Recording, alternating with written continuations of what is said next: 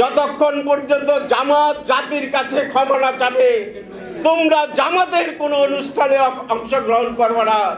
৭১-এর জন্য আপনাদেরকে ক্ষমা চাইতে হবে এবং এই খুনি হাসিনার বিচার, গণহত্যার বিচার হবে। তার সহযোগী ওই জাতীয় পার্টি জামাত যেমন ৭১-এ মানুষ হত্যার সঙ্গে জড়িত ছিল, এই জাতীয় পার্টি মানুষ হত্যার সঙ্গে জড়িত ছিল জাতীয় পার্টি, তাদেরও বিচার করতে হবে, তাদেরকেও বিচারে কাঠগড়ায় আনতে হবে, তাদের রাজনীতি নিষিদ্ধ করতে হবে। গত ২ দিন আগে আওয়ামী লীগ নিষিদ্ধকরণের নামে বাংলাদেশের রাজনীতিতে যে ঘটনা ঘটেছে, মতিউর রহমান নিজামীর বাংলাদেশ, গোলাম আজমের বাংলাদেশ, আমি শুধু বলবো গোলাম আজম এবং মতিউর রহমান নিজামী কোনোদিন বাংলাদেশ চাননি।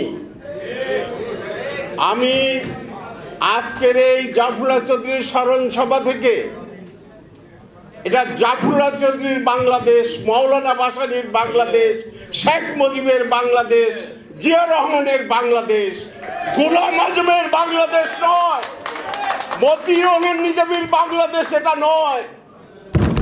তাই আমি বলবো সাবধান হয়ে যান যারা জাতীয় সঙ্গীত বদলানোর আস্ফালন দেখাচ্ছেন।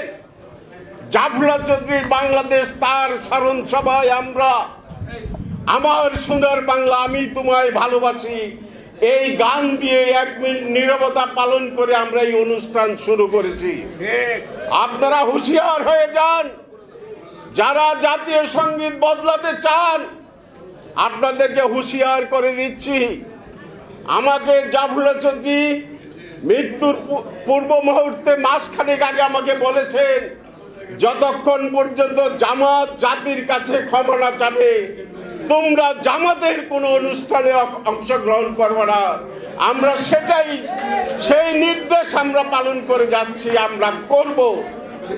এই দেশকে নিয়ে যারা ছিনিমিনি খেলতে চান, আজকের এই স্মরণ সভা থেকে বলছি, আপনারা জাতির কাছে ক্ষমা না চাওয়া পর্যন্ত ২৪-এ আপনারা আমাদের সঙ্গে ছিলেন, তার জন্য সাধুবাদ জানাই আপনাদেরকে।